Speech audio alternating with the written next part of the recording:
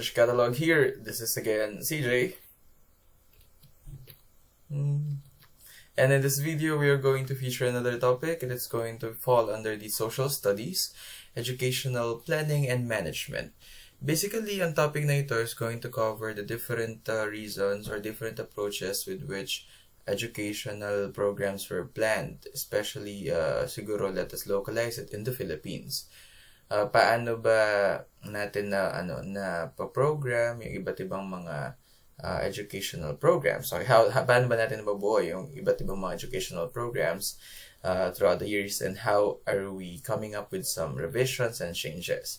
So, yun yung parang pinaka-meaning natin in this video. If you want to have a copy of this presentation, you may contact me through my page. It is on facebook.com/knowledgecatalog/. So, yeah, let's begin. Medyo maingay yata yung asa doon. Okay, so, approaches in educational planning and management. We will be tackling 3 approaches. The first one is manpower needs forecasting approach. The second one is social demand approach. And then the last one is educational approach. So, I hope that you took your time in reading these, their names. Okay, yung mga terms para hindi ka ganong malito mamaya. So, ang mga approaches na pag-usapan natin ay 3. Unang-una sa lahat ay yung manpower needs forecasting approach. So, before we go on to them, educational planning, it's much like it is a process. The pruning of educational leaders and policymakers is significant in the building and maintenance of a leading education provider. Hindi pwedeng basta nalang binibreed ang mga educational leaders and policymakers. Kailangan pinuprune din sila. By saying pruning, they have to be challenged, they have to be developed, if ever replaced, kapag may need na for that. Kasi nakasalalay doon ang success ng isang education provider. The following are our approaches na pag-uusapan natin, and they are all related to the function, designing, management, monitoring, and evaluation of various schemes of schools, be it from primary or secondary, and they are being put to effect. So, I hope that you also get it, that we are only going to tackle 3 of the different approaches in educational planning management. The first one is manpower forecasting approach. From the words themselves, manpower needs a forecasting approach. Ang consider natin dito is basically yung magiging needs natin for professionals in the future. So usually the contribution of education to economic growth is the primary concern of educational planning. That's usually. But through this approach, it assumes directly that economic growth cannot take place without a stock of skilled and trained manpower. Ang approach na to, it takes into consideration that manpower is the major indicator. I mean, the extent with which manpower is improved or is good indicates as well the success of our economy in the future. Yun yung sole consideration niya, yung manpower. Now, this approach is driven by projecting the needs of a particular group of people at a particular point of time in the future, with focuses on their technological needs over their economic needs. Ang focus nito is yung kung ano yung pangangailangan ng manpower na kinakailangan ng grupo ng tao at a particular point in time. And it specifically focuses on the different technological needs na kailangan ng generation na yon over their economic needs. Now, this approach is based from the needs of the labor market.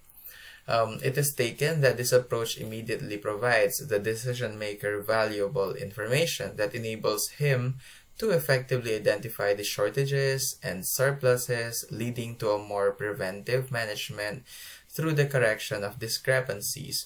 Binibilang na kasi kung halimbawa ilang doktor ang kakailanganin at a particular point in time. Binibilang na rin kung halimbawa ilang piraso o ilang mga engineers ang kakailanganin, okay, be it from different types of engineers, pwedeng mechanical, pwedeng civil, pwedeng electrical, ang kakailanganin at a particular point in time. Na-identify na rin doon kung ano yung mga magiging surpluses, kasi kung halimbawa by this year masyadong maraming mga enrollees sa engineering, perhaps that's going to cause a surplus in the near future since, say for instance, bumaba na yung demand for them. Predicting the economic condition is seen to be a tedious and impossible job, as the only way to project it is through the pricing mechanism of distributed supply and the ruling demand for certain skills, which doesn't guarantee a founded forecast. If so speaking means that shortage and surplus mean that there's too little or too much of a skill for a certain end. Napakahirap i-forecast ng kung ilang mga professionals ang kakailanganin in the near future, simply because nakadepende yon sa pricing mechanism ng isang klase ng supply, ng isang klase ng profession din. Na syempre, kung halimbawa forecasting yan, ibig sabihin nun, dapat masabi or ma-describe yung level of demand at a particular, at the current time. And kailangan nating i-relate yun at a future time, which again, is very difficult. Manpower needs forecasting approach has the following So this approach raises several questions. Yung pagiging approach niya medyo questionable yun kasi para siyang technique, okay? And as a technique, it gives the planners limited options in addition to the confusion of its shortage and surplus terms with economic terms of excessive supply and demand. Hindi mo siya pwedeng tawagin na approach kasi para lang talaga siyang technique. The major difference between forecasting and planning lies on how the variables are treated. Kapag forecasting, yung mga variables are already fixed kasi nga parang you need to come up with a particular assumption. So in this case, a set of numbers that will describe the manpower needs in the future. Therefore, it is not bothered kung ano man yung mangyayari along the process. So from this time to that particular time na finorcastan mo, it doesn't matter kung ano yung mangyayari doon. Okay? You provide a system where the decision makers play an active part in optimizing it to achieve an ultimate target. Merong plano, but it is still the job or the role of the decision maker to optimize that said plan. For this reason, it is difficult to consider forecasting as a management technique, since it is only focused on manpower requirements in the future based from projected patterns of demand, industrial and occupational structures. And it is also very dangerous to just stick with this kind of approach kasi ayun nga, ang sinasabi natin, there's a very big possibility na magkamali ang isang country when it comes to its forecasting, and it will result to too much surplus of a particular skill.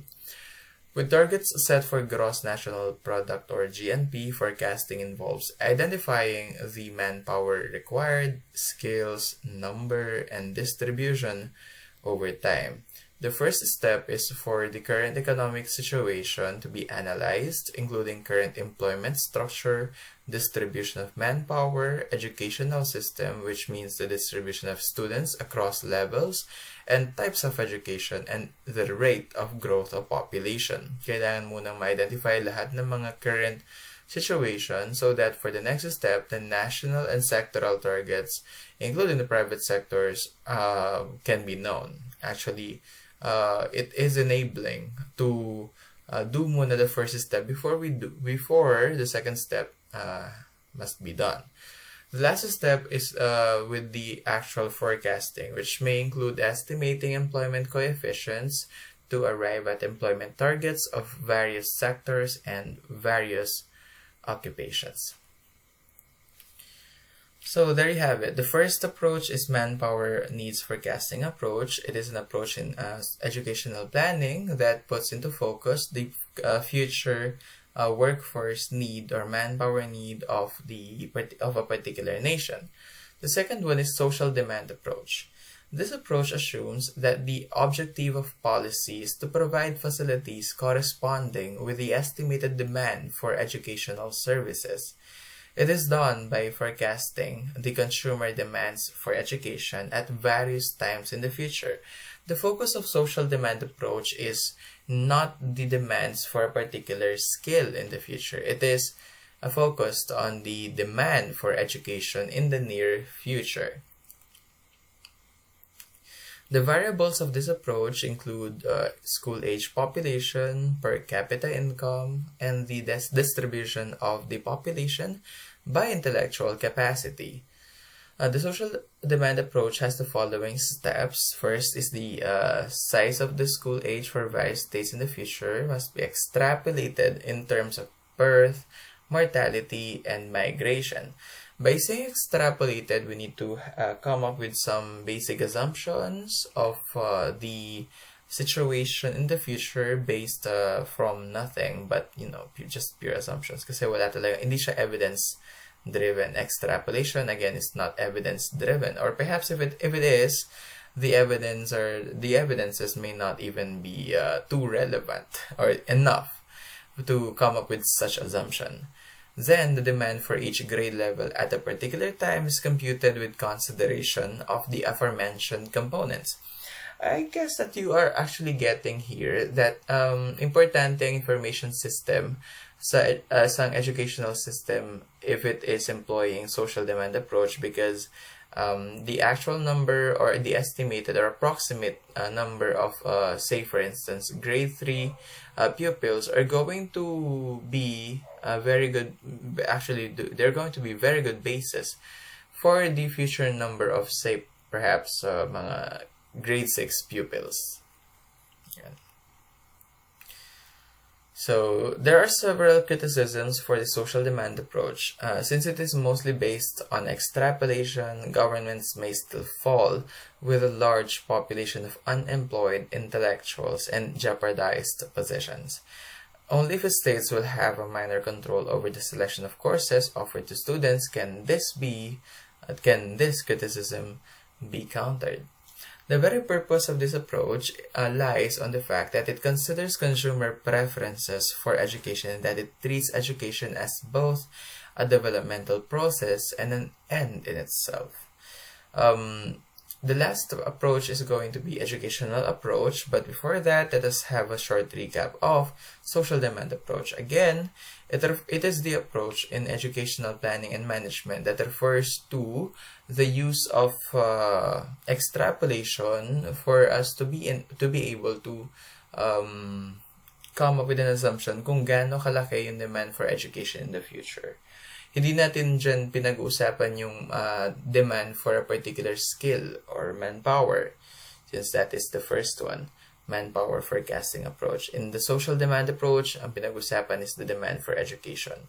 Dyan din actually nakasalalay or nakabase, feeling ko, yung halimbawa dami ng mga classrooms na kakailanganin for a particular school year. Kasi halimbawa kung maraming, say for instance, pwedeng napapansin ng mga division offices na mas dumarami na yung mga naga-high school kumpara dati. That is because they had this data coming from the elementary schools. Elementary schools in turn naman are getting their data from perhaps mga daycare centers or perhaps some kind of child mapping. Nevertheless, it is still considered to be extrapolation kasi wala pa namang actual number of enrollments talaga na totoong mag-identify ng demand for education in the future. Okay, so next one is the educational approach. Educational approach sees education as an enterprise run by a centralized office or ministry, which is true probably with the largest number of employees, which is actually feeling ko true, with the largest payroll and biggest budget. Well, so payroll, medyo doubtful tayo dyan kasi meron pa namang ibang mga professions na mas mataas yung compensation. But with the biggest budget, we all agree with that kasi education is getting the most budget, the most portion sa budget natin every year. In this approach, planning, policy, and management are seen as interconnected processes. Again, planning, policy, and management. So by saying planning, policy, and management, these are the three important components of educational approach. They are interconnected processes. It involves management tasks that are centralized, such as personnel management, budget, and curriculum development, and some decentralized functions, such as teaching. Say, in our schools today, ang teaching talaga is a decentralized function. Whereas yung personal management, pwede siyang decentralized, pwede rin actually siyang may certain level din siya of being centralized. It is a body comprised of significant stakeholders, including administrators, teachers, students, and parents. The students in educational approach are expected to be educated judges of how sustainable future looks like and feels like. The students are being given the power to judge whether or not the future is going to be easy for them, and the power as well to identify what are the challenges that are going to be present in the future. Through educational approach, they have to be equipped with needed levels of cognitive and social learnings.